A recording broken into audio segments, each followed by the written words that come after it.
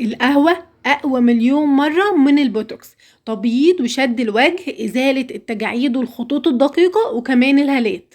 النهاردة هنعمل مع بعض كريم القهوة، أقوى كريم لعلاج التجاعيد وتبييض البشرة.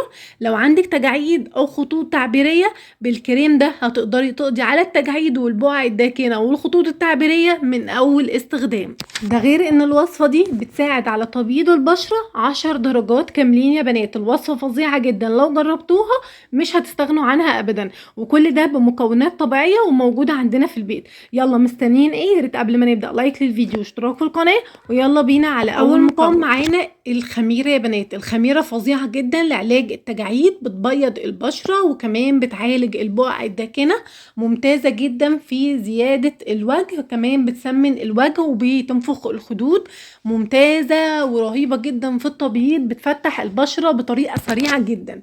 اول حاجة هنبدأ نعمل كيس خميرة من السوبر ماركت، وهنبدأ ناخد من الخميرة دي معيار معلقة بس صغيرة، وهنبدأ نضيفها جوه البولة. هنضيف المكون التاني اللي معانا، لبن البودرة. لبن البودرة بيصفي البشرة، بيدي بياض سريع جدا للبشرة، بيفتح معانا البشرة بطريقة سريعة. اي حد بيعاني من التهابات للبشرة بيقلل الالتهابات بطريقة كبيرة جدا، وكمان بيعالج معانا الهالات السوداء لو وضعناه تحت العين. ممتاز يا بنات. هبدأ اخد منه برضو معيار معلقة ونضيفها على الخميرة. هنضيف المكون التالت اللي معانا والخطير بقى، وهي القهوة. القهوة ممتازة جدا، فيها مضادات أكسدة بتساعد في تبييض البشرة وتفتحها. ده غير كمان انها بتشد التجاعيد وبتزيل اي تجاعيد موجودة عندنا، ممتازة لعلاج الخطوط التعبيرية والخطوط الدقيقة اللي بتظهر على البشرة. فظيعة يا بنات. هنبدأ ناخد من القهوة دي معيار معلقة، تقدروا تضيفوا النسكافيه او القهوة، المهم ان يكونوا سادة. هنبدأ نضيف منهم معيار معلقة على المكونات. هنا المكونات الجافة كلها موجودة معايا. هنضيف عليها ايه؟ هنضيف عليها مية ورد. تقدروا تخلطوها يا اما بالحليب او مية الورد.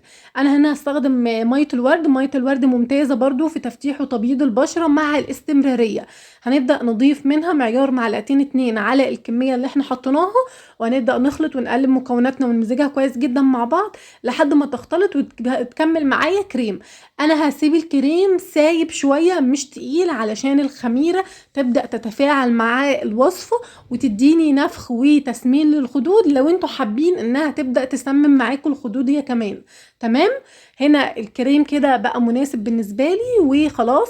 هنبدأ نستخدمه ازاي؟ هنستخدم الوصفة دي على بشرة نظيفة، ما فيهاش زيوت، ما فيهاش كريمات، ما عليهاش اي حاجة خالص. هنبدأ نوزع الوصفة دي وهنسيبها لمدة نص ساعة، وبعد كده هنغسلها. هنرطب بالكريم المرطب المناسب لبشرتنا. وبس الوصفة النهاردة كده خلصت. هنستخدم طيب الوصفة دي كل قد ايه؟ هنستخدمها من مرتين ل3 مرات في الاسبوع، هو شهر واحد بس، وهتلاقي نتيجة خطيرة لبشرتك، وان شاء الله هتدمني الوصفة بس يا حلوين. وصفة النهاردة خلصت. بتمنى تكون الوصفة النهاردة عجبتكم. لو عجبتكم يا ريت تدعموني بالضغط على زر اللايك، وكمان اشتركوا في قناتي لو اول مرة اصلا تشوفوا القناة. وما تنسوش يا بنات تعليقاتكم اللي بجد بتفرحني جدا وبتحفزني وبتخليني اكمل فيديوهات تانية اكتر واكتر.